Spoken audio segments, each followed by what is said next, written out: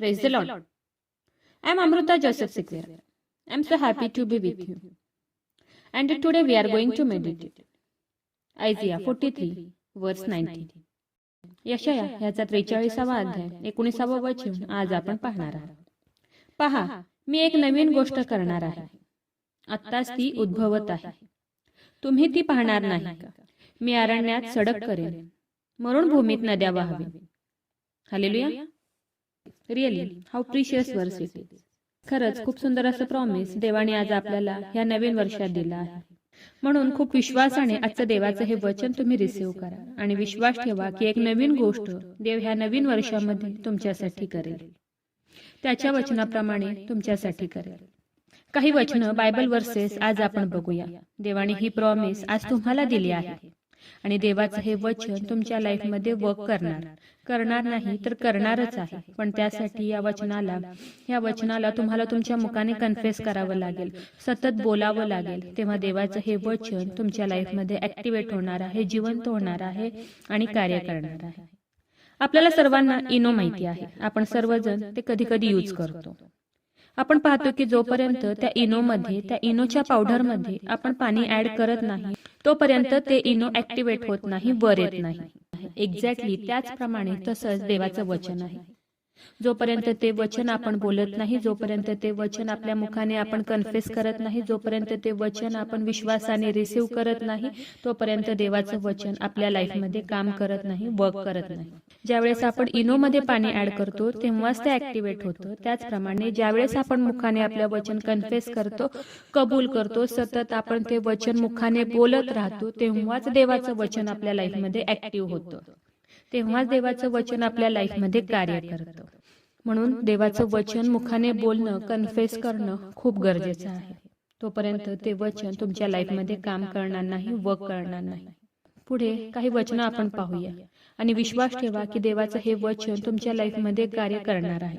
म्हणून दिवस आणि रात्र सतत देवाचं हे वचन तुम्ही तुमच्या मुखाने कन्फेस करत राहा, कबूल करत राहा. तेव्हाच देवाचं वचन तुमच्या लाईफमध्ये ऍक्टिव्हेट होणार आहे. यशायाचा 43वा अध्याय 3ऱ्या वचनात आपण पाहतोय की देवाचं वचन सांगते की मी एक नवीन गोष्ट करणार आहे. हालेलुया. या नवीन वर्षात देवाने हे प्रॉमिस तुम्हाला दिला आहे. आता तुमचं काय काम आहे? ह्या वचनाला सतत म्हणत राहणं हे तुमचं काम आहे. दिवस आणि रात्र ह्या वचनाला तुम्ही बोलत राहा आणि देवाला म्हणा की हे देवा, तू मला प्रॉमिस केला आहे की मी नवीन गोष्ट तुझ्या लाईफमध्ये करेन. तर हे देवा, तुझ्या वचनाप्रमाणे नवीन गोष्ट ह्या वर्षात तू माझ्या लाईफमध्ये घडवून आण. असं म्हणून सतत ह्या वचनाला क्लेम करा, सतत देवाशी बोलत राहा आणि विश्वास ठेवा. खूप सुंदर, खूप गोड, खूप छान अशी नवीन गोष्ट तुमच्या लाईफमध्ये देव घडवून आणेल. यशायाचा 41वा अध्याय 18व्या वचनात आपण पाहतो की देवाचं वचन सांगते की मी उजाड टेकड्यावर नद्या व खोल दरीतून झरे वाहवीन. मी अरण्य पाण्याचे तळे व निर्जल प्रदेश झरे करीन. हालेलुया. म्हणजे या वचनातून आपल्याला काय कळतं? या वचनातून आपल्याला एकच गोष्ट कळते, ती म्हणजे देवाला कोणतीही गोष्ट अशक्य नाही, इम्पॉसिबल नाही. प्रत्येक गोष्ट देवाला शक्य आहे. वचन काय सांगते की मी उजाड टेकड्यावर नद्या करीन आणि खोल दऱ्यातून पाण्याचे झरे वाहवे. उजाड टेकड्या ज्या असतात त्यातून नद्या वाहणं शक्य आहे का? नाही. पण देवाला सर्व काही शक्य आहे. पुढे वचन काय सांगते की मी अरण्य पाण्याचे तळे करीन. म्हणजे खरंच देवाला कोणतीही गोष्ट अशक्य नाही, इम्पॉसिबल नाही. खरंच खूप सुंदर, खूप गोड, खूप प्रिशियस, खूप आशा देणार असं प्रॉमिस देवाने आज आपल्याला दिलं आहे. देवाला आज म्हणा की हे देवा, माझं जीवन सुद्धा त्या उजाड टेकड्याप्रमाणे उजाड झालं आहे. पण हे देवा, माझ्या या जीवनामध्ये तुझ्या वचनाप्रमाणे माझ्या जीवनात आनंदाच्या आणि आशीर्वादाच्या नद्या वाहू दे. हे देवा, माझं जीवन ओसाड झालं आहे, निर्जल झालं आहे, अरण्याप्रमाणे उदास झालं आहे. तर हे देवा, माझ्या या उजाड जीवनात आनंदाचे झरे वाहू दे. तुला कुठं काय अशक्य आहे? तुला सर्व काही शक्य आहे. हे देवा, तुला सर्व काही करता येतं. तर माझ्या या उजाड ओसाड अशा जीवनामध्ये आनंदाच्या, आशीर्वादाच्या नद्या वाहू दे. असं म्हणून खूप विश्वासाने देवाला आज तुम्ही प्रार्थना करा आणि विश्वास ठेवा की खूप मोठा आनंद, एक नवीन गोष्ट, आशीर्वादित गोष्ट तुमच्या लाईफमध्ये देव ह्या नवीन वर्षामध्ये करेल. पण त्याआधी तुम्हाला देवाचं वचन बोलावं लागेल, देवाच्या वचनाला विश्वासाने क्लेम करावं लागेल, देवाचं वचन तुम्हाला पोटभर खावं लागेल. तेव्हाच देवाचं हे वचन तुमच्या लाईफमध्ये कार्य करेल. एकच गोष्ट तुम्ही लक्षात ठेवा, ज्याप्रमाणे इनोमध्ये पाणी ऍड केल्याशिवाय इनो ऍक्टिव्हेट होत नाही, त्याचप्रमाणे जोपर्यंत तुम्ही तुमच्या मुखाने वचन बोलत नाही, कन्फेस करत नाही, कबूल करत नाही, रात्रंदिवस त्याच्यावर मनन करत नाही, तोपर्यंत तुमच्या लाईफमध्ये कोणतीही गोष्ट होणार नाही, कोणतीही गोष्ट शक्य होणार नाही. तर तुम्हाला देवाचं हे वचन खावं लागेल, बोलावं लागेल, कन्फेस करावं लागेल, तेव्हाच ह्या वचनाचे सर्व आशीर्वाद तुमच्या लाईफमध्ये रिलीज होतील. म्हणून खूप विश्वासाने देवाचं आजचं हे वचन तुम्ही रिसीव्ह करा आणि विश्वास ठेवा की हे नवीन वर्ष देव तुमच्यासाठी खूप आशीर्वादित करणार आहे. मी देवाला प्रार्थना करते की हे नवीन वर्ष तुम्हाला खूप आनंदाचं आणि आशीर्वादाचं जाऊ दे. Happy new year. तर चला देवाच्या वचनावर विश्वास ठेवूया, त्याच्या ह्या वचनाला क्लेम करूया. नक्कीच ह्या वचनाद्वारे देव तुम्हाला खूप खूप आशीर्वादित करू. खूप जणांना देवाच्या ह्या जिवंत वचनाची गरज आहे, तर खूप जणांपर्यंत तुम्ही देवाचं हे जिवंत वचन शेअर करा. देव तुम्हाला खूप खूप आशीर्वादित करू. शाल वी प्रे.